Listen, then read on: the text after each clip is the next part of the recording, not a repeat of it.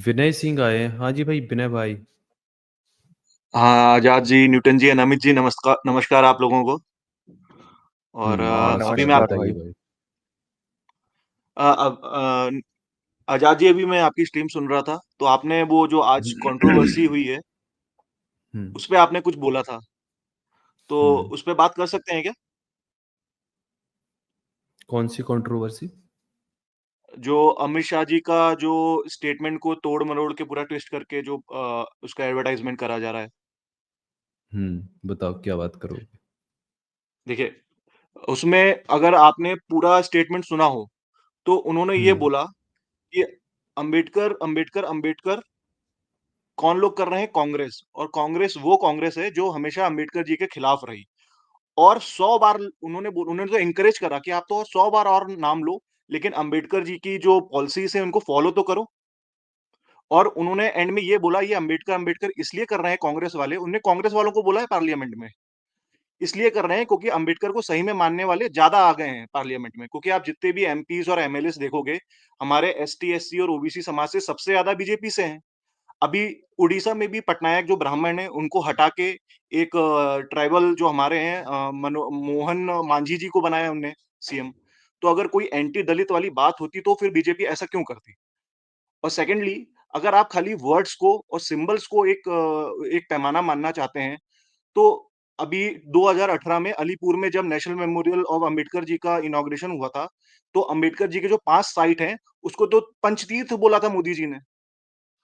तो अगर जब आपको वर्ड्स को खाली एक पैरामीटर मानना है, तो अब इन सब चीज़ों को भी तो देखिए कि अमित शाह जी ने क्या-क्या बोला पार्लियामेंट में, कि हम तो अम्बेडकर को मानने वाले हैं, हम सबसे ज़्यादा नंबर में आ गए हैं पार्लियामेंट में।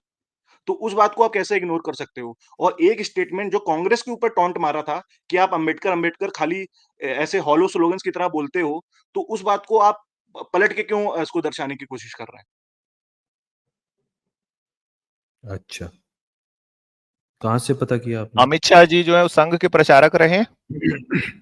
आपकी हाँ जी, बात रहे हैं। मैंने पूरी मतलब पूरे पेशेंस से सुना, तो मैं उम्मीद करता हूँ विनय भाई आप भी सुनेंगे।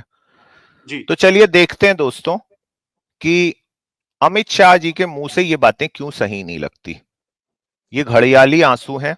बाबा साहब अंबेडकर के नाम को जिस तरह से भारत के गृह मंत्री ने, देखिए अमित शाह कोई नहीं है, अमित शाह भारत के गृह मंत्री हैं।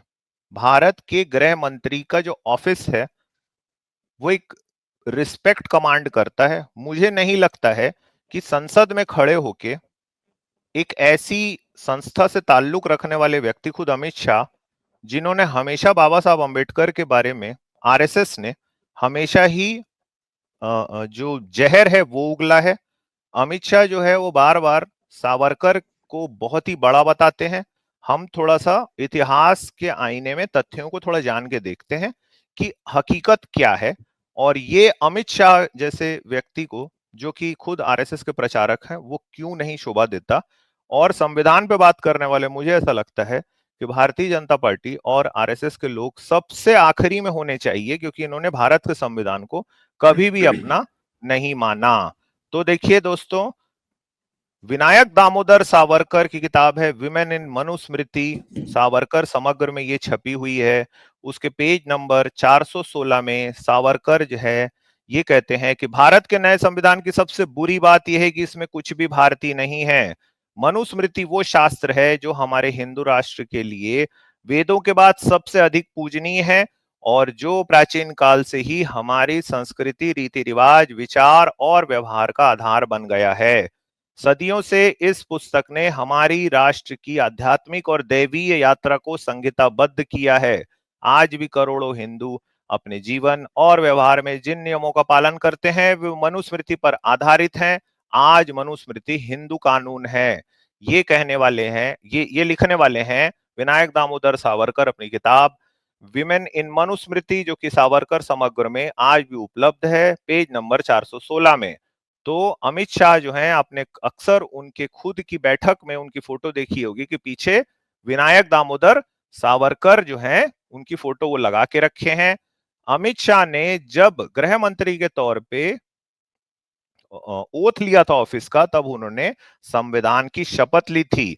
और ये इनका दोगलापन जो है, ये इनका दो मुहा चेहरा जो है, ये हमें सामने दिखाई देता है कि एक तरफ ये सावरकर जैसे व्यक्ति को अपना हीरो मानते हैं, जो कि भारत के संविधान के बारे में ये कह रहा है कि ये तो बहुत ही बुरा है, इसमें कुछ भी भारतीय नहीं है, और मनुस्मृति जैसी कचरा किताब की तारीफ कर रहा है विनायक दामोदर सावरकर। हम सब जानते हैं कि मनुस्मृति में औरतों और बहुजन वर्ग के लिए कितनी अमानवीय बातें लिखी हुई हैं। मैं नहीं मानता हूं कि आज शायद मनुस्मृति को छोड़ के कोई और किताब होगी जो सर्कुलेशन में है जिसमें इतनी इनह्यूमन बातें लिखी हुई है। ऐसे व्यक्ति को अपना हीरो मानने वाले अमित शाह के मुंह से डॉक्टर अंबेडकर का नाम बिल्कुल नहीं सूट करता। चलिए आगे चलते हैं दोस्तों। 26 नवंबर 1949 को धर्मनिरपेक्ष लोकतांत्रिक संविधान अपनाए जाने के बाद आरएसएस के अंग्रेजी मुख्य पत्र ऑर्गेनाइजर ने 30 नवंबर 1949 के संपादकीय में शिकायत की कि हमारे संविधान में प्राचीन भारत में अद्वितीय संवैधानिक विकास का कोई उल्लेख नहीं है। मनु के कानून स्पार्टा के लाइकरगस या फारस के सेलोन से बहुत पहले लिखे हुए हैं। आज भी मनुस्मृति में वर्णित उनके कानून दुनिया भर में प्रशंसा का विषय हैं और सहज आज्ञाकारिता और अनुरूपता को प्रेरित करते हैं, लेकिन हमारे संवैधानिक पंडितों के लिए इसका कोई भी मतलब नहीं है। ऑर्गेनाइजर ने जब यह दावा किया कि मनुस्मृति की दुनिया भर में प्रशंसा की जाती तो किस तरफ इशारा कर रहा था? वो अंबेडकर ही थे जिन्होंने अपने लेखन में मनुस्मृति के बीच वैचारिक संबंध को उजागर किया था, जिसने बदले में एडोल्फ हिटलर को प्रेरित किया। आरएसएस के नेता बदले में हिटलर और मुसोलिनी से प्रेरित थे। चलिए और आगे चलते हैं। आज भी अमित शाह ने एक झूठ बोला कि 370 के कानून के विरोध में डॉक्टर अंबेडकर ने इस्तीफा दिया था। यह बात बिल्कुल गलत है। हमारा संविधान भी पश्चिमी देशों के विभिन्न संविधानों के विभिन्न अनुच्छेदों का एक बोझिल और विषम संयोजन मात्र, इसमें कुछ भी नहीं है जिसे हमें अपना कहा जा सके। क्या इसके मार्गदर्शक सिद्धांतों में इस बात का एक संदर्भ भी है कि हमारा राष्ट्रीय मिशन क्या है और हमारे जीवन में हमारा मुख्य उद्देश्य क्या नहीं है? ये कौन लिख रहा है? गोलवलकर अपनी किताब में लिख रहा है। ये गोलवलकर कौन है? ये आरएसएस के दूसरे सरसंघ चालक हुए हैं 1940 से लेके 1973 तक। हेडगेवार के बाद में गोलवलकर ही आरएसएस के सरसंघ चालक बने थे। ये वही आरएसएस है जिसके प्रचारक के तौर पे हाफ पैंट पहन के अपनी जवानी के दिनों में अमित शाह ने हिंदू राष्ट्र होने का सपना देखा था। ये बात कहां लिखी उन्होंने? बंच ऑफ थॉट्स पृष्ठ 238 में। आगे गोलवलकर ये कहते हैं, इनकी किताब है हिंदू राष्ट्र में लिंक, आरएसएस महिलाएं विचारधाराएं, पृष्ठ 124 में गोलवलकर लिखते हैं, अंबेडकर ने हिंदू कोड बिल का मसौदा तैयार किया जिसमें हिंदू पर्सनल लॉ में सुधार लाने का प्रयास किया गया जिससे महिलाओं के लिए विरासत और अन्य अधिकार सुनिश्चित हो सकें। आरएसएस हिंदू कोड बिल विरोधी समिति का हिस्सा था।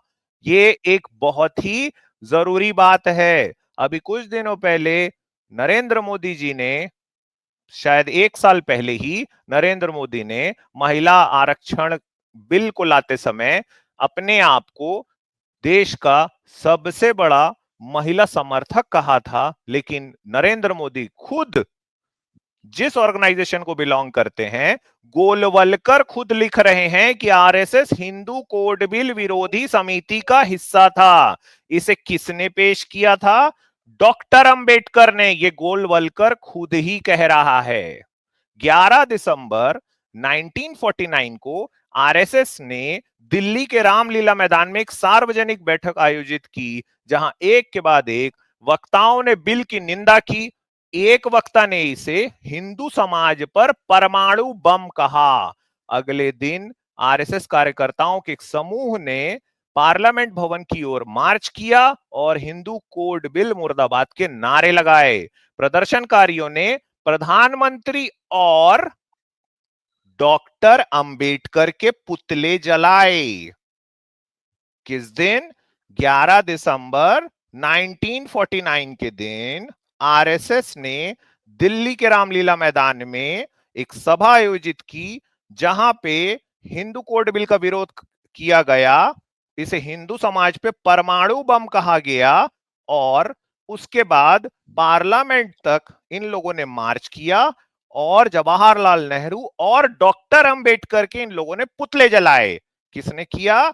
आरएसएस ने। आरएसएस का प्रचारक कौन रहे हैं हाफ पैंट पहन के? अमित शाह और नरेंद्र मोदी। ये बात कहां पे आई है? रामचंद्र गुहा के भागवत के अंबेडकर, इंडियन एक्सप्रेस 10 दिसंबर 2015 को इनका लेख छपा है, ये बात वहां पे आई है। चलिए थोड़ा सा इतिहास को हम और सही ढंग से खंगालने की कोशिश करते हैं और अमित जी, हम सीधे चलते हैं। प्लीज विनय भाई, मैं आपसे बात अब नहीं कर रहा हूं, मैं अब अपने लोगों से बात कर रहा हूं, प्लीज थोड़ा सा शांति बनाए रखिए। चलिए देखते हैं डॉक्टर अंबेडकर के बारे में सावरकर के क्या थॉट्स रहे हैं। वैसे अंबेडकर के प्रति सावरकर के सम्मान का उदाहरण, सो कॉल्ड सम्मान का उदाहरण, सावरकर समग्र में ही जगह जगह मिल जाता है। सावरकर ने अपने लेख में लिखा कि बौद्ध धर्म स्वीकार करके तुम असहाय हो जाओगे, अतः डॉक्टर अंबेडकर नाम का व्यक्ति भिखारी अंबेडकर, भिक्षु अंबेडकर हो जाए तो भी किसी भी हिंदू को किसी तरह का सूतक नहीं लगने वाला है। न हर्ष न विमर्श, जहां स्वयं बुद्ध हार गए वहां अंबेडकर किस झाड़ की पत्ती हैं। ये कौन लिखा है? सावरकर ने। विनायक दामोदर सावरकर सिर्फ यही नहीं रुकते, बेहद अपमानजनक भाषा में लगातार अंबेडकर की खिल्ली उड़ाते हैं और दलितों को धमकाते हुए कहते हैं कि हिंदू धर्म का त्याग किए बिना अस्पृश्यता कभी जाएगी ही नहीं। ये जो बड़बड़ अंबेडकर आजन्म करते आए हैं, ये इतनी ही झूठ उतनी ही कुटिल है। इसीलिए हरिजनों में से चमार, मांग, धोर आदि किसी भी जाति का हिंदू धर्म त्यागने के दुष्कर्म में अंबेडकर के साथ नहीं है, और जिन कुछ भ्रमित और झांसे में आए महारों का साथ उन्हें मिल रहा है, वो भी उपर्युक्त सत्य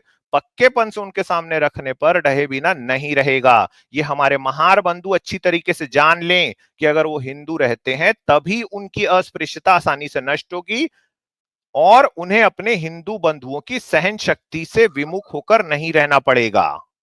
यह आश्चर्यजनक है कि बौद्ध धर्म को हिंदुत्व की परिभाषा में शामिल करने वाला सावरकर बाबा साहब के बौद्ध हो जाने के की आशंका से इतना व्यथित हो गया। असल में सारा मामला बस इतना है कि अंबेडकर के आंदोलन से सावरकर सशंकित थे और एक दौर में उन्हें अपने साथ भी जोड़ना चाहते थे, लेकिन डॉक्टर अंबेडकर इनके झांसे में नहीं आए।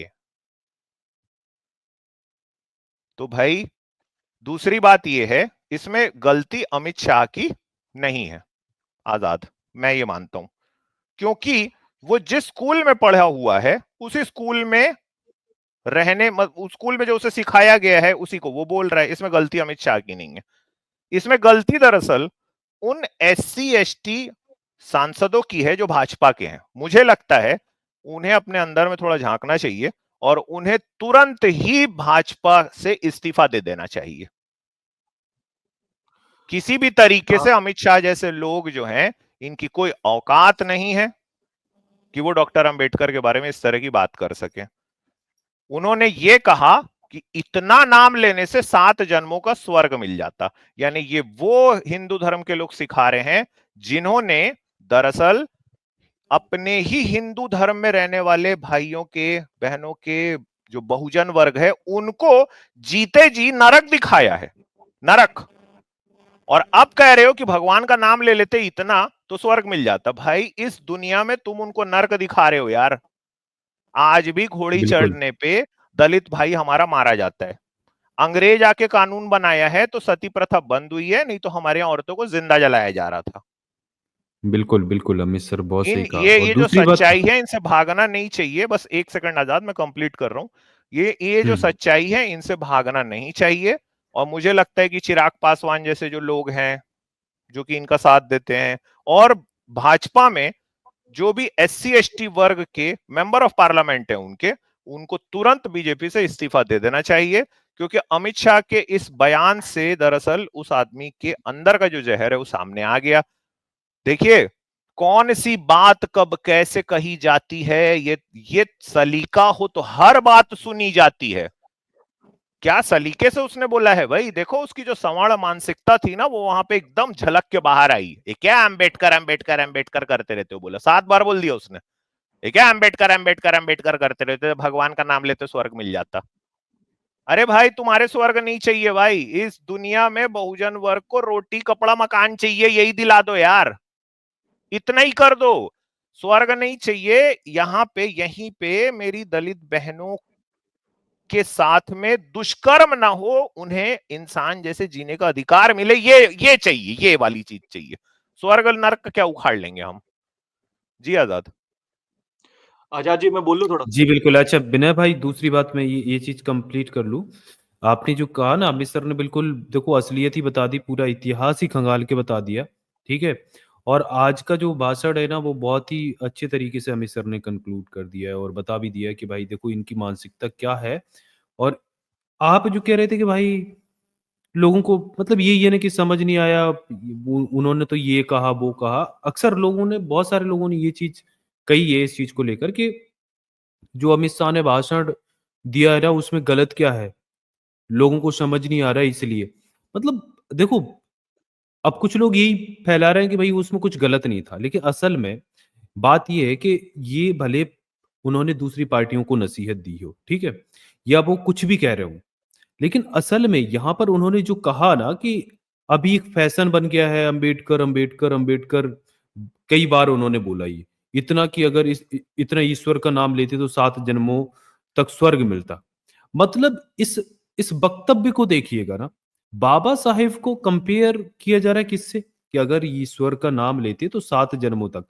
भाई अगर उनको सच में बाबा साहब का सम्मान होता, तो इसकी जगह वो इस भाषण में बाबा साहब का नाम तो वैसे नहीं आना चाहिए था, और बाबा साहब का नाम अगर आता है, तो फिर अगर वो इस तरीके से अगर कुछ बोल रहे होते कि भाई अगर इन लोगों ने बाबा साहब को पढ़ा होता, उनकी विचारधारा को फॉलो किया होता, तो ये देश की स्थिति और अच्छी सुधर सकती थी। तो समझ में आता है कि भाई बाबा साहब की रिस्पेक्ट में बोल रहा है, लेकिन उस व्यक्ति ने क्या बोला कि अंबेडकर अंबेडकर इतना कर लिया, अगर इतना ईश्वर का नाम लेते तो 7 जन्मों तक स्वर्ग मिल जाता। यानी कि यहाँ पर ये जो तुलनात्मक जो पंक्ति है, भाई इसमें घोर असम्मान दिख रहा है बाबा साहब का। और ये बात विनय भाई आप जैसे लोगों को नहीं समझ में आएगी। यहाँ पर ये महत्वपूर्ण नहीं है कि जो अमित शाह ने किस संदर्भ में इस चीज को बोला, उनका क्या कॉन्टेक्स्ट रहा होगा, क्या विषय है ना, और क्यों बोला, क्या हेतु था इसका। ये अलग-अलग चीजें हो सकती हैं, लेकिन यहाँ पर जो तुलना आपस में, ये स्वयं में विरोधाभासी है। ठीक है? और इसमें पार्टियों की लड़ाई हो या विचारधाराओं की लड़ाई हो, इसमें ईश्वर की बात आनी ही नहीं चाहिए थी। यहाँ पर अ, सीधे-सीधे डॉक्टर बी आर अम्बेडकर के प्रति घोर द्वेष दिख रहा है अमित शाह का, ठीक है? और दुर्भावना झलक रही है। और ये बात अगर अमित आपको समझ में नहीं आई, तो आप इसको दोबारा से सुनिए और समझने की कोशिश कीजिए। अमित सर ने बहुत बेहतरीन तरीके से समझा वैसे ना दिया है। आजाद, ये जो आप कह रहे हो उसी बात को सेकंड करते हुए मैं एक और भी क्वेश्चन पूछना चाहता हूँ भाई। अमित शाह हुँ। जिस संस्था से आते हैं, ऑर्गेनाइजेशन से वो जो बिलोंग करते हैं, आरएसएस से, मैंने गोलवलकर और सावरकर के जो वक्तव्य हैं संविधान के बारे में, बाबा साहब अम्बेडकर के बारे में, क्या अमित शाह के अंदर में इतनी रीढ़ की हड्डी बाकी कि वो संसद में खड़े होके इन बातों के लिए माफी मांग सकें कि वो सावरकर और ये इन्होंने जो कहा मैं इसके लिए माफी मांगता हूं, कर सकते हैं अमित शाह? आजाद जी अब मैं तो थोड़ा बोलने का मौका देंगे। यार ईडी का डर हुँ। दिखा के ना देश की राजनीतिक सत्ता पे को हथियाना एक अलग बात होती है, ठीक है, लेकिन सच का नहीं, सामना करना और भारत के गृह मंत्री होते हुए संविधान की शपथ लेके जो गृह मंत्री आप बने हो, और आप मतलब कितना बड़ा ऑफिस होता है होम मिनिस्ट्री का, और मैं पूरी तरह से कॉन्स्टिट्यूशनल मेरी आइडियोलॉजी है, मैं ऐसा मानता हूं भाई कि आप जिस संस्था से आते हैं वहां पे इस तरह की बातें हुई हैं, इस बात से फर्क ही नहीं पड़ता ना कि किस हिस्से को काटा गया किस हिस्से को नहीं काटा गया। क्या आरएसएस के अंदर सावरकर सावरकर करने का फैशन नहीं है? क्या हिंदुओं ने जय श्री राम करके दंगे फसाद नहीं किए हैं? क्या वो फैशन में नहीं था? क्या आजकल ये फैशन में नहीं है कि हर मस्जिद के अंदर इनको अपना मंदिर खोजना रहता है उसके नीचे में? क्या ये चीजें फैशन में नहीं है? क्या भारत के प्रधानमंत्री ने कपड़े से पहचानना है किस आदमी को, इसको फैशन में नहीं लाया है खड़े होके झारखंड में चुनाव सभा के दौरान? तो ये तो बात ही नहीं है ना विनय भाई कि वो उस हिस्से को काटा गया कि किस कॉन्टेक्स्ट में कहा गया। बात ये है यार कि भेड़िया जो है वो भेड़ की खाल पहन ले लेकिन हाउ हाउ करना नहीं छोड़ेगा, बात ये वाली है। हाँ विनय भाई आजाद जी। बोलिए अब आप। हाँ, थैंक यू अमित बोलिए जी। बोलिए। आजाद भाई, अमित जी ने जो मनुस्मृति वाला बोला, वो शायद किर्लोस्कर मैगजीन है 1933, मैं उस पे भी आऊंगा, लेकिन पहले मैं आज के अमित शाह जी के स्टेटमेंट पे आता हूँ। अमित तिवारी जी बोल रहे हैं कि भेड़िया की खाल है और अंबेडकर के खिलाफ है, लेकिन आप एक्शंस देखिए। उड़ीसा में एक ब्राह्मण सीएम को लात मार के हटा के पटनायक जी को मोहन मांझी को बनाया गया। एमपी में नेक्स्ट नंबर नरेंद्र मिश्रा जी का था, जो होम मिनिस्टर थे पहले, उनका था सीएम बनने का, लेकिन उनको दरकिनार करके मोहन यादव जी को बनाया गया। हरियाणा में सैनी जी को बनाया विनय गया। भाई ये तो सब ये छोड़िए, एक्शंस। ये देखिए ये सब ना राजनीतिक मजबूरियां होती, छोड़ दो आप ये सब, ठीक है। मैं आपसे सिर्फ एक ही सवाल पूछ रहा हूं, मनुस्मृति अच्छी किताब है कि बुरी किताब है? अमित जी प्लीज थोड़ा सा मुझे एक बार बोलने दीजिए, नहीं फिर मैं मैं आपके ये सारे जानना जवाब। चाहता हूं, मैं नहीं मैं आपका आपका व्यू जान, इसमें आपके पर्सनल व्यू जानना चाहता हूं मैं अमित शाह का नहीं, मैं आप मुझे अपना पर्सनल व्यू बताइए। चलिए ठीक है, मैं अपना पर्सनल व्यू बता रहा हूँ सावरकर जी को कोट करके, वही किर्लोस्कर आर्टिकल में जो उन्होंने आगे लिखा है, मैं कोट कर रहा हूँ उनको। We may find many passages in Manusmriti which can provide valuable guidance to today's problem, but we should accept them because they are beneficial today, not because they were found in an ancient text, and certainly not because Manu's orders are not to be transgressed. But whatever we find in Manusmriti to be harmful or ridiculous today should not be followed. But that does not make Manusmriti harmful और ridiculous. मतलब ये मनुस्मृति देख रहे हो final भाई, word ये नहीं कह है। हाँ, मतलब आप मनुस्मृति ये कह रहे हो, आप ये कह रहे हो कि एक गिलास जूस में किसी ने अगर पेशाब डाल दिया 4 बूंद तो उसको भी पी जाना चाहिए, ये सोच के किसी सिर्फ 4 ही बूंद तो है, आप ये कह रहे हो ना? नहीं, नहीं, नहीं, मैंने बिल्कुल ये नहीं बोला। मैंने बोला मनुस्मृति कि मनुस्मृति में खास तौर से उसका जो 9वां और 10वां अध्याय है, आपने पढ़ा है उसको? सर मुझे फिर से देखना पड़ेगा उसको एक बार अमित जी। देखिए, लेकिन आप मेरा और मैं, सुनिए ना, आपकी और मेरी माएँ जो है ना वो स्त्री है, उसमें स्त्री के बारे में गंदी से गंदी बात लिखी हुई है, आप अगर उसको पढ़ोगे ना तो आप खुद बोल दोगे कि यार ये फालतू चीजों को मैं नहीं मानता, और ये नहीं हो सकता है कि मैं उस किताब के 5 चैप्टर को फाड़ लूं और बाकी के लागू कर दूं। दूसरी बात है, क्या 2024 में 26 जनवरी 1950 के बाद से आज 2024 चल रहा है, क्या हमारे देश में जहां पे हम सोशल जस्टिस की बात करते हैं मनुस्मृति जैसी किताब की जरूरत है? सर कौन कह रहा है कि मनुस्मृति को फॉलो करना है? सावरकर ने उस 1933 में बोल दिया कि ये फाइनल देखिए वर्ड नहीं है। सावरकर आप नहीं, मैं आपको फिर से, आप सावरकर के ऊपर मेरी स्ट्रीम आप देख लीजिएगा, सावरकर जो है वो पूरी तरह से एक जातिवादी आदमी है, सर समझे? उनके मैंने बचपन से। उसमें, हाँ नहीं सुनिए ना, मैंने इसके पहले भी मैंने सावरकर के ऊपर स्ट्रीम करी हुई है जहां पे मैंने उसके खुद के लेख, जो भाषण उसने दिया, उसके आधार पे मैंने बताया है कि ये दरअसल जातिवादी आदमी है। वो सिर्फ हिंदू एकता और ये जातियों को खत्म करने की बात इसलिए कह रहा है क्योंकि वो ये जानता है कि देश का 85% वर्ग जो है वो बहुजन में आता है, उसको लड़ने के लिए एक फौज चाहिए जो कि दरअसल मुसलमानों से जाके लड़ाई करे। आप अगर कहोगे तो मैं फिर से उसको कोट कर देता हूं कहां पे उसने ही कहा है। अमित जी, मैंने उनकी बायोग्राफी पढ़ी है, उनके बचपन से दूसरे समाज से फ्रेंड रहे हैं, और वो सब एक साथ एक जगह जब भी कुछ पंडाल या लगता था वो खाना खाते थे।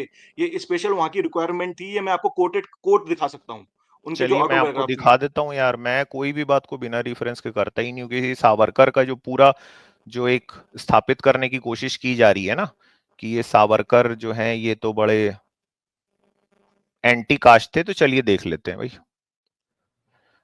सावरकर, इन सब के बावजूद सावरकर के अपने बयानों और हिंदू सभा के कार्यक्रमों की एक जांच इस बात को एकदम स्पष्ट कर देती कि अछूतोद्धार का उनका कार्यक्रम एक तो हिंदू महासभा द्वारा कभी नहीं चलाया गया, ये वही हिंदू महासभा की बात हो रही है जिसके वो अध्यक्ष थे, बल्कि इस मामले में सनातनियों यानी हिंदुओं की ही चली है। दूसरे, सावरकर के लगातार कमजोर होते वार्षिक आह्वानों के पीछे सारा उद्देश्य उन्हें हिंदू एकता के दायरे में लाके बहुसंख्यक का विशेष अधिकार हासिल करना था।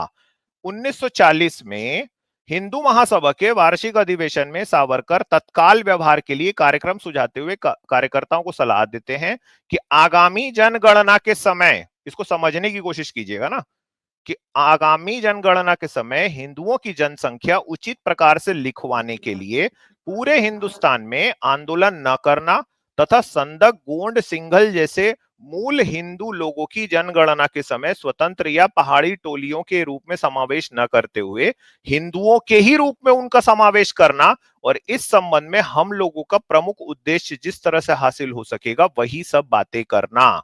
सावरकर जो है वो ये सारे लोगों को हिंदू फोल्ड में इसलिए लाना चाह रहा था ताकि हिंदुओं की आबादी को कम ना दिखाया जा सके। ये 1940 की बात है।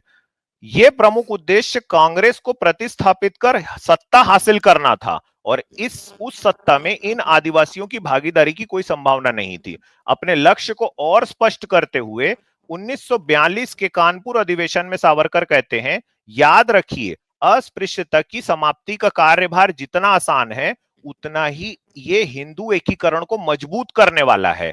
समझे? तो दरअसल अस्पृश्यता को क्यों खत्म करना है? ताकि हिंदू एकता और ज्यादा हो सके। अब ये क्यों हो सके यहां चलते हैं ना। इससे हमें अपने सहधर्मियों की 3 करोड़ की असंदिग्ध फौज मिलेगी। यानी अगर हमने अस्पृश्यता खत्म की तो इससे हिंदू एकता बढ़ जाएगी। अब हिंदू एकता क्यों बढ़ाना है? क्योंकि हमें अपने सहधर्मियों की 3 करोड़ की असंदिग्ध फौज मिलेगी जो हिंदुत्व की खातिर अखिल हिंदू झंडे के तहत हमारे कंधे से कंधा मिलाकर लड़ेंगे। तो भाई इस फौज को कौन सी लड़ाई करनी है? क्योंकि हिंदू महासभा के कोई भी व्यक्ति तो कभी अंग्रेजों के खिलाफ लड़ते जेल गए नहीं। तो सावरकर को यह फौज दरअसल किसके खिलाफ चाहिए? तो अंग्रेज तो शत्रु पक्ष में थे नहीं, तो और सावरकर दूसरे विश्व युद्ध के उस काल में उनके पीछे खड़े हुए थे। सावरकर लगातार ये बोल रहे थे हिंदुओं को कि तुम जाके अंग्रेजों की फौज में जाके शामिल हो जाओ। तो फिर शत्रु कौन है? तो शत्रु थे मुसलमान, जिनसे लड़ने के लिए या यूं कहें जिन पर सांप्रदायिक दंगों में हमले के लिए दलित आदिवासियों की ये सेना बेहद जरूरी थी। तो दरअसल ये फुट सोल्जर की तलाश में थे भाई सावरकर। ठीक है, सावरकर का जो कास्ट इरेडिकेशन का जो भी कार्यक्रम है वो सिर्फ एक छलावा है। विनय भाई आप ना मैं फिर से बोल रहा हूं, मैं जो भी बात यहां पे करता हूं बिना रेफरेंस के सामने में बुक दिखाए हुए नहीं करता हूं। अमित जी मैं भी बुक दिखाना चाहता हूं। अभी मैंने कौन सी आपको बुक जो दिखाना दिखाया मैं इकोज फ्रॉम द पास्ट है सावरकर जी की बुक, मैं उसको दिखाना चाहता हूँ। स्क्रीन शो कर सकता हूँ अपनी में? हाँ, क्या उसमें क्या दिखाओगे आप बताओ? उसमें मैं ये दिखाऊंगा कि जब वो अपने 20s में थे और या अपनी टीन्स में थे तभी से उन्होंने कास्टलेस फ्रेंड्स बनाए थे। उस समय उनका मैं अभी ऑब्जेक्टिव नहीं आपको था कि हमको 1940 का मैं जो जो अधिवेशन में भाषण दिया मैं आपको उसको दिखा रहा हूं यार। उनका उनका 20s में क्या करूं अब कि हाँ वो अमित क्यों जी कर यही रहे हैं यही ये तो है। काम? नहीं, यही तो बात प्रूफ होगी कि उनका शुरू से नेचर था कास्टलेस फ्रेंड अरे बनाना तो या नेचर कास्ट क्यों? का भेदभाव अच्छा नहीं ये करना। कि क्या कह रहे हैं आजाद पता है एक्चुअली में, मतलब आप ये कह रहे हो विनय भाई कि वो अपने 20s से ये चाहते थे कि हम दलित आदिवासियों को सैनिक के रूप में अपने साथ रखें ताकि वो मुसलमानों से नहीं, जाके झगड़ा करें। सैनिक के रूप में साथ में नहीं रहे। वो तो चाहते ये थे तो कि बोल सारा रहे भेदभाव खत्म सावरकर। हो। नहीं, नहीं, नहीं, सारा भेदभाव खत्म हो, सब एक साथ रहें। उनके मन में ये अच्छा वाली तो जो आप ये फीलिंग कह थी। रहे हो, सुनो भाई देखो फिर ये देखिए दोस्तों कि क्या गजब की फिर ये तो ये और ज्यादा सावरकर को कंफ्यूजिंग वो जो आजाद आपको ये पता है कि बाबा साहब अंबेडकर का सावरकर के बारे में ये आकलन था कि ये बहुत कंफ्यूज्ड आदमी है, ये बहुत आपने कंफ्यूज्ड है। बताया जिसके विनय बारे सिंह में जी आप ये बात कह भी रहे कर हैं चुके कि हैं सावरकर जो है वो कास्ट को हटाना चाहते हैं आजाद, लेकिन एक तरफ भाई। कास्ट को हटाना है, दूसरी तरफ मनुस्मृति बहुत अच्छी किताब है भाई, ये भी कहना है। बताओ आप अमित ये जी तो मैं खुद ही यार बुक से डायरेक्ट कोट कर दूं? कॉन्ट्राडिक्ट कर रहे हैं मैं अपने आप बुक में ही। नहीं, नहीं, नहीं, मैं बुक से डायरेक्ट कोट कर दूं तो उनकी जो हैबिट्स थी उसके बारे में पता चलेगा, उनका क्या पॉइंट ऑफ व्यू था। मैं दिखा दूं स्क्रीन अपनी? अच्छा यार फिर वही बात आ गई, मनुस्मृति को बचाना है और नहीं, कास्ट सिस्टम नहीं, को नहीं, इरेडिकेट करना है। मनुस्मृति को नहीं दोनों एक बचाना साथ है, करना है। कांग्रेस के दुष्प्रचार जो आज मोदी जी ने भी ट्वीट करा है, रॉटेन इकोसिस्टम कांग्रेस ऑफ के कांग्रेस, दुष्प्रचार उसके को खिलाफ बोलना है। हटाना है कि अंग्रेजों की मदद करना है? कांग्रेस का जो रॉटेन इकोसिस्टम है, उसकी झूठ की पोल खोलना है। अच्छा, कांग्रेस उस समय किसके खिलाफ लड़ रही थी? सर, आज की बात पे डिबेट हो रही है, आज जो स्टेटमेंट दिया गया मतलब है, और नहीं नहीं आज भाई, आज सावरकर की बात हो रही है ना, तो कांग्रेस जो है वो लड़ रही है अंग्रेजों के खिलाफ, ठीक है, अमित जी, और सावरकर लड़ अमित रहा है जी, कांग्रेस के खिलाफ। और अमित जी, दूसरी तरफ, सुनिए ना, दूसरी तरफ उनका शत्रु जो है वो कौन है? बाबा साहब अंबेडकर। क्यों? क्योंकि बाबा साहब अंबेडकर सोशल जस्टिस की बात कर रहे हैं। वो ये कह रहे हैं कि अगर सम्मान नहीं मिलेगा तो आपका धर्म छोड़ के जा रहे हैं, आपका धर्म हमें सम्मान नहीं दिया, है ना। और सावरकर कह रहा है कि भाई ये सब बाद में करना, पहले इनको अपने उसमें लाओ ताकि हम इनको फुट सोल्जर बनाएं, ताकि हम दुश्मन से जाके लड़ाई करें। मतलब मुसलमानों से दंगा फसाद करने के लिए कौन जाए? बहुजन समाज के लड़के जाएंगे। और अमित शाह के लड़के क्या करेंगे? आईसीसी के चेयरमैन बनेंगे। अमित जी, एक चीज बताइए, 1933 में जब पैन हिंदू रत्नागिरी में टेम्पल ओपन करा था, तो उन्होंने अम्बेडकर जी को बुलाया था कि नहीं? बाबा सावरकर ने। साहब अंबेडकर, नहीं सुनिए ना, क्या बाबा साहब अंबेडकर, अभी जो मैंने आपको बताया 1933 के बाद के सावरकर के क्या है, वो तो ये कह रहे हैं कि ये डॉक्टर अंबेडकर अलग हो जाए, हमको इससे कोई फर्क नहीं पड़ता। आपको पता है, जब उनको काला पानी सजा के बाद जब छोड़ा गया था, तो ये कहा गया था, आप कोई भी अपने डिस्ट्रिक्ट से बाहर नहीं निकलोगे, और बहुत सारे रिस्ट्रिक्शन लगाए गए थे। तो उसके कारण वो तो बहुत सी अंग्रेज से चीजें नहीं पेंशन कर काहे के पाए लिए ले थे। रहे थे? तो सर, वो तो उस समय के रीति, सुभाष चंद्र जी बोस ने भी अपने लेटर में उनको इस हाइनेस और ये सब कहा था। ये उस समय का एक नहीं तो तरीके से अंग्रेज एक, से पेंशन क्यों लेते थे फिर? मतलब और पेंशन किस बात की देता था अंग्रेज उनको? सर, फिर देखिए, अगर आप इस बात पे जाएंगे तो आपने नहीं उनकी नहीं, किताब मैं पढ़ी सिर्फ ये होगी। जानना चाहता हूँ सावरकर को पेंशन अंग्रेज क्यों देता था भाई? आपने क्या? Worshipping of the false gods आपने worshipping of the false gods पढ़ी है? मैं उस पूरी किताब को डिबंक कर सकता हूँ, वो हम बाद में करेंगे। सुनिए ना, अभी नहीं, हम एक सिर्फ मिनट, एक सावरकर मिनट, पे बात करते हैं। नहीं नहीं नहीं, अमित जी, एक मिनट, अभी इधर अमित जी, उधर एक नहीं। मिनट, एक मिनट। पटरी नहीं, हाँ, पटरी इधर नहीं, उधर आप नहीं, मुझे ये मुझे बताइए मुझे सावरकर बोलने से दीजिए। अंग्रेज कौन सा काम कराना चाहते थे कि वो उसको पेंशन देते थे? अब मुझे बोलने दीजिए, मैं बताता हूँ। बताता हूँ। जहां तक ये पेंशन्स को आप एक ऐसा मुद्दा बना रहे हो, अरे ये तो अंग्रेजों के लिए काम करते थे या अंग्रेजों से लिंक थे। अरे अगर आप मैं ये वर्शिपिंग नहीं ऑफ द कह रहा हूं, फॉल्स मैं कह गॉड्स, रहा हूं कि ऐसा अगर क्या करता था सावरकर जो अंग्रेज से पेंशन लेता था? अंग्रेजों का सर मतलब वो, देखिए, सुनिए, आप अगर किसी को पैसा दे रहे हैं तो कुछ काम से हम्म, ही दे रहे हैं ना। सर उस समय तो बहुत से लोग मिनिस्ट्री में थे, डायरेक्ट ब्रिटिश अरे काउंसिल के, वो भी मिनिस्ट्री नहीं पैसे ले रहे भाई, थे। अरे तो सावरकर नहीं, मिनिस्टर नहीं, था नहीं, क्या उसको? पैसा लेना होता है। अरे पैसा एक लेना, मिनट, पैसा लेना उसको होता है। उसको घर बैठे क्यों पैसा भाई? जो जो मिनिस्टर ये थे वो विनय भी भाई हम सर्विस लोगों को प्रोवाइड पैसा कर देंगे रहे क्या थे। भाई?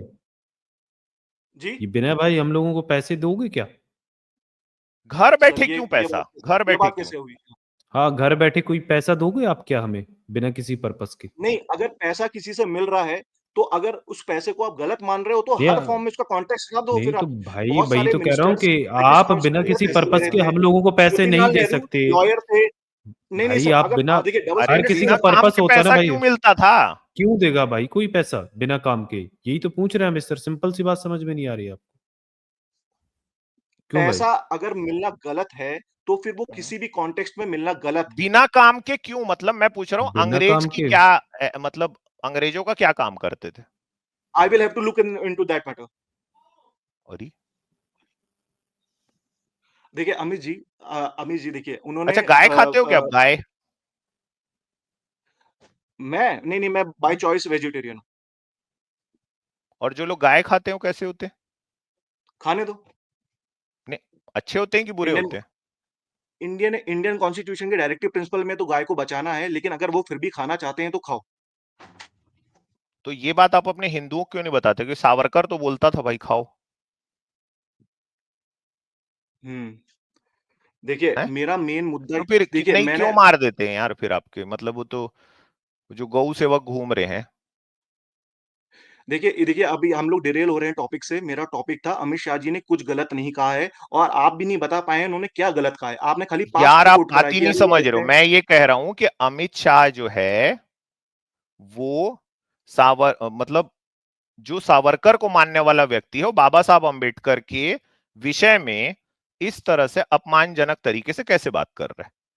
तो सर आप एक चीज बताइए, अमित चलो शाह एक जी और ने और चीज, मोदी, अच्छा सुनो नहीं एक, नहीं, एक सुनो मिनट ना, एक मिनट एक चलो मिनट, चलो ऐसे आप करते महू हैं, के मेमोरियल सुनिए, गए हो? आप महू के मेमोरियल गए हो? बाबा साहब के जन्मभूमि पे एक मैं गया हूँ। एक आप एक गए मिनट हो? एक सुनो। मिनट में मुझे बात करने दीजिए, मुझे अरे बात करने यार दीजिए रुको प्लीज। रुको रुको प्लीज, एक मिनट रुक जाओ।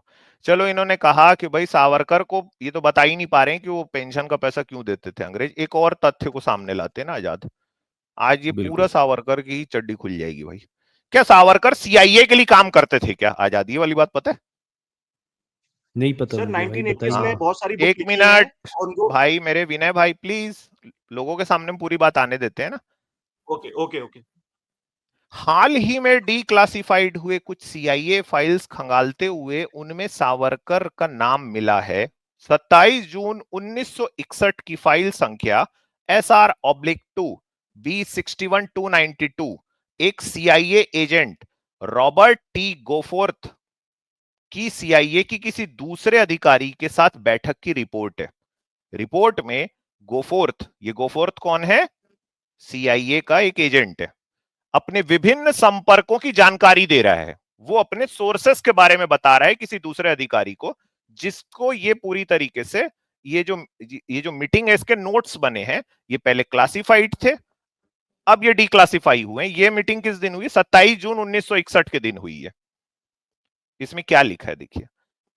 गोफोर्थ फिर अपने उन संपर्कों के बारे में बताने लगा जो उसने संयुक्त राष्ट्र के एफ्रो एशियन डेलीगेट्स के साथ विकसित किया है। ये संपर्क एक भारतीय पत्रकार विनायक दामोदर सावरकर के माध्यम से स्थापित हुए हैं, जो बाल्टिक इंस्टीट्यूट के लिए लिखते हैं। ये संस्था प्राथमिक रूप से मूलतः गोफोर्थ और लिथुआनिया के राष्ट्रवादी तत्वों के नेता विंसेंट रोस्टेंट्स पर आधारित है। गोफोर्थ ने उन फायदों पर जोर दिया जो लगता है कि वो एफ्रो एशियाई लोगों से इस तरह के निजी अप्रोच से हासिल कर सकता है, जैसे संपर्क वह एफ्रो एशियाई लोगों से बनाने में सफल हुआ है। उसने इस बात पर भी जोर दिया कि कोई भी कोशिश छोटी स्तर की होनी चाहिए ताकि एफ्रो एशियाई लोग डरे नहीं। रोस्टेंट्स के बारे में बात करते हुए गोफोर्थ ने कहा कि वो अच्छा आदमी है और उसकी अनुशंसा मेहनती आदमी के रूप में की जो चीजों पर वस्तुगत रूप से बात कर सकता है। फिर वह विस्तार से बैठकों की एक कड़ी के बारे में बताने लगा, जिसमें पहली 9 अप्रैल रविवार को हुई थी। इस अवसर पर सावरकर ने घाना के 2 लोगों को बुलाया था, जिसमें काउंसिल जनरल भी शामिल था, नाइजीरिया के 2 लोग और सेनेगल का एक व्यक्ति जिसका नाम सॉल था, जो फर्स्ट सेक्रेटरी था। इनमें सावरकर के अलावा जो इकलौता अन्य व्यक्ति था वो था सावरकर की खुद की पत्नी। इस डिनर पर बातचीत कम्युनिज्म तक पहुंची और बाल्टिक राज्यों पर भी। अगले दिन सावरकर को घाना के राजदूत से एक फोन आया, जिन्होंने उन्हें एक डिनर पे बुलाया जिसमें सीलोन और लाइबेरिया के राजदूत भी शामिल थे। जाहिर तौर पर घाना के काउंसिल जनरल ने, जो पिछली रात के डिनर पर सावरकर के घर पे मौजूद थे, पिछले दिन हुई बातचीत का जिक्र घाना के राजदूत से किया। सावरकर से विस्तार पर कम्युनिज्म पर उनका रवैया और वो क्यों कम्युनिज्म के खिलाफ लेख लिख रहे हैं ये पूछा गया। सावरकर ने बताया उन्होंने कम्युनिज्म के बारे में अपने कुछ अमेरिकी दोस्तों और बाल्टा के लोगों से जानकारी हासिल की है। अफ्रीका ने उस अफ्रीकी ने तब उनसे पूछा कि क्या वो घाना और लाइबेरिया के बारे में लिखना चाहेंगे, जिसके बारे में सावरकर ने कहा कि उन्हें ऐसा करके बहुत खुशी मिलेगी।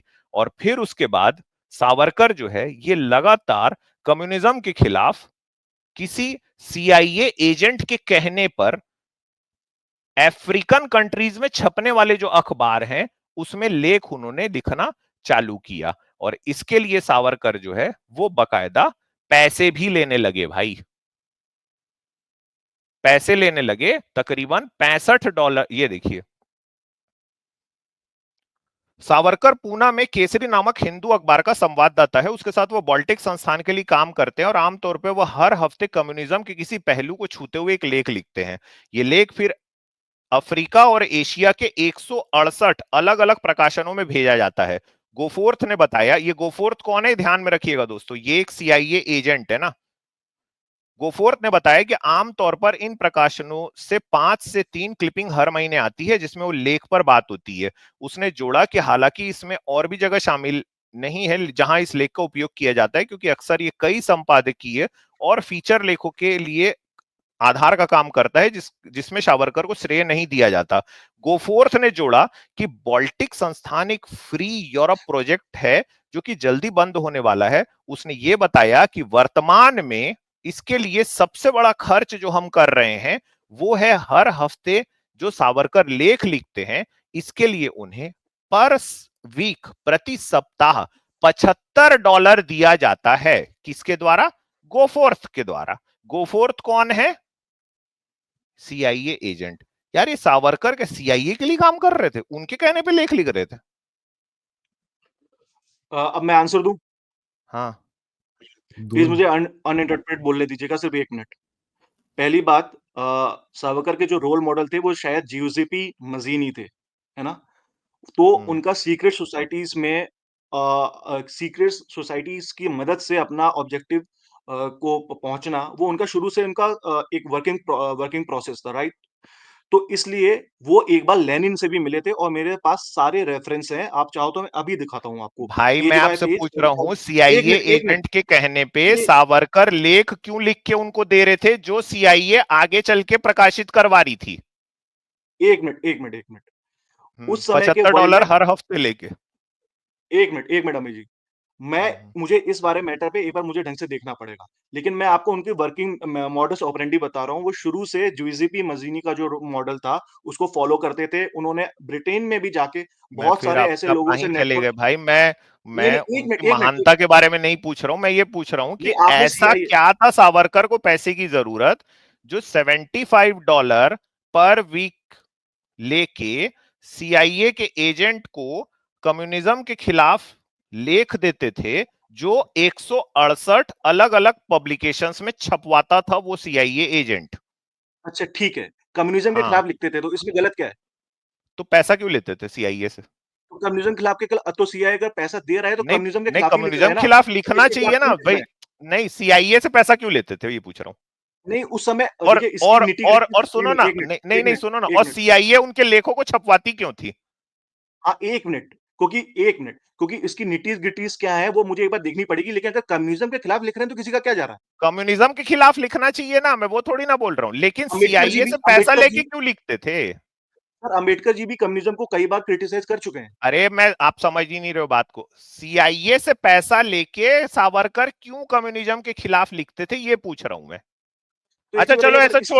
छोड़ दो, सुनो, हाँ, ऐसा करते हैं, ये क्वेश्चन रिफ्रेश करता हूं मैं। कम्युनिज्म के खिलाफ कोई भी लिख सकता है भाई, वो तो एक एक विचारधारा है, ठीक है। क्वेश्चन रिफ्रेश, सावरकर सीआईए से पैसा लेके क्यों आर्टिकल लिखते थे जिसको सीआईए आगे चल के 168 पब्लिकेशंस में प्रकाशित करवाती थी, ये पूछ रहा हूं। चलो ओके, मैं आंसर देता हूँ। हम्म। आप कहीं भी कुछ भी लिख सकते हो जब तक आप देश के खिलाफ काम नहीं कर रहे हो। कम्युनिज़्म के खिलाफ लिखना देश के खिलाफ नहीं है। और अगर सीआईए उनको पैसे दे रहा है तो उनके अंदर ये क्षमता होगी कि वो अच्छा आर्टिकल प्रभावित करने वाले लिख पाएँ, तो वो उनकी सेवाएँ ले सीआईए से रहे हैं। पैसा लेके करते थे ना, मतलब। ये मुझे नहीं पता उसकी निटी-ग्रिटीज़ क्या हैं। आप ऐसा बोल रहे हैं तो मैं फेस मैंने तो वैल्यू पे फाइल आपकी बात नंबर का के आंसर दे साथ रहा में, हूँ। अच्छा दोस्तों हैं जितने देख रहे हैं भाई, बताइए, मैं पूरे रेफरेंस से बताया ना, फाइल नंबर कहां से डिक्लासिफाई हुआ, कौन से दिन वो मीटिंग हुई, उसके मिनट्स हैं, उसमें कौन दो लोग बात कर रहे हैं, जो सीआईए एजेंट है खुद ही बता रहे हैं, मैं हाँ, $75 इसको देके इससे लेख लिखवाता हूँ। Amit ji, worshipping of the false god में बहुत सी चीज़ें लिखी हैं, मैं उसको भी ऐसा फेस वैल्यू नहीं लेता हूँ। हम लेकिन ये करेंगे ना रेफरेंस उस लाए पे भी जा बात, सकते हैं। मैं उसके एक एक, यार आप ना, हम अपने कॉलेज डेज में वर्शिपिंग फॉल्स गॉड को हम डिबंक कर चुके हैं ना, कोई बहुत बड़ी चीज नहीं है वो। नहीं, नहीं, ये नहीं बोल ठीक रहा हूँ, है मैं ये नहीं बोल रहा हूँ बड़ी चीज़, नहीं, नहीं, नहीं, ये चीज़ नहीं बोल रहा हूँ बड़ी। आपने बोला भाई, कि मैं आपने आपसे रेफरेंस के सिर्फ साथ ये बोल बताया। रहा हूं, देखिए सुनिए ना विनय भाई, मैं उसी मुद्दे पे वापस आता हूं जहां से आपने शुरू किया।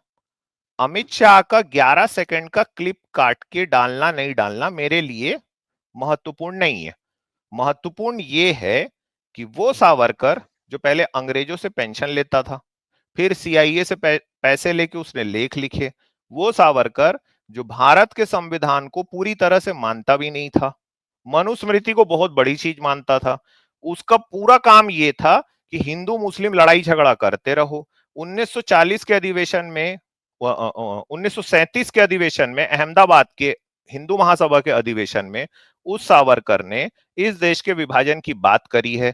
ऐसे सावरकर और गोलवलकर जो कि मनुस्मृति को बड़ी महान किताब मानता था, जो भारत के संविधान को बोलता था इसमें तो कुछ हमारा है ही नहीं, और डॉक्टर अंबेडकर के खिलाफ इन के विषय में इन लोगों की क्या क्या राय थी, ये सारी चीजों को मानने वाला जो शख्स है अमित शाह, उसके मुंह से मैं ये कह रहा हूं कि डॉक्टर अंबेडकर के विषय में, जिन्होंने इस देश में एक दरअसल सामाजिक न्याय की क्रांति की शुरुआत करी, यार बाकी छोड़ दो, अगर बाबा साहब अंबेडकर नहीं होते, इतनी जो बात मैं कर रहा हूं ना, ये आप मुझे नहीं करने देते, ये देश एक हिंदू तालिबान बन जाता। ठीक है, तो जैसे वहां पे करते हैं ना कि जैसे ही आपने पॉपुलर बात अगर नहीं करी तो वो तो सीधा बिल्डिंग से नीचे फेंकते हैं। तो इस देश में मुझे लगता है भाई कि जो न्याय की बात करता, तर्क की बात करता, उसका गला घोट दिया जाता। हमको ये ताकत भाई मिलती है किससे? डॉक्टर अंबेडकर से। उनके द्वारा बनाया हुआ संविधान मुझे ताकत देता है, मुझे फ्रीडम ऑफ कॉन्शियंस देता है यार। खत्म कहानी। मैं लाइन बाय लाइन आंसर देता हूँ आपके सारे पॉइंट्स का। आपने पहले बोला कि विनय भाई थोड़ा सीआईए वाला देख लेना ना, फिर बात करेंगे, फिर आगे चलते हैं, और भी लोग हैं, बैंड भी करेंगे। चलो सीआईए वाला पहले देख लेना आप। हाँ अमित जी, लेकिन लास्ट बात ये ध्यान रखिए कि बीजेपी ने ब्राह्मण को लात मार के उड़ीसा से एक एसटी से आने वाले व्यक्ति को सीएम बनाया है। यार मैं बीजेपी को तब इतना मानूंगा जब एक ब्राह्मण को लात मार के वो आरएसएस के प्रमुख से, जो सरसंघ चालक पद से हटाएंगे। हाँ तो बस वो वाला जरूरी है, बस वो वाला जरूरी। चलो विनय भाई, पहले वो सरसंघ चालक तक आए थे ना, सरसंघ चालक मेन है भाई, पहले वहां से हटाओ, ब्राह्मण को लात मार के पहले वहां से भगाओ। हाँ यार ऐसा करे ना, इतनी इन लोगों में सावरकरवाद इतना इनमें घुस गया है ना, तो सरसंघ चालक मेरी किसी दलित बहन को बनाए। चलो, बिल्कुल। एक बार गांधी ने कहा था कि इस देश की असली आजादी तब होगी जब कोई दलित महिला इस देश की प्रधानमंत्री बने। मैं भी मानता हूं भाई इस बात को, बिल्कुल यही बात है। तो एक काम करना चाहिए इनको, इतने सावरकरवादी बन रहे हैं ना, तो भाई आपके सावरकर ने इतना अगर मान लो सामाजिक समरसता के लिए काम किया, तो आरएसएस के लोगों को सरसंघ चालक किसी दलित महिला बहन को बनाना चाहिए, तब आएगा फिर असली मामला। सही बात, बिल्कुल।